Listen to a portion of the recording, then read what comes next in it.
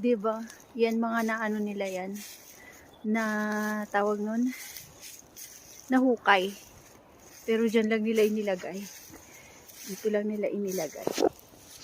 'Di ba? Ayan, ang dami niyan, guys. Clay ba siya? Yeah, it's a clay.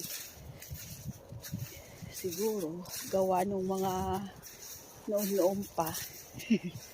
Ayan, ang dami hanggang dun sa dulo. Ayan, mga kung ano-ano lang.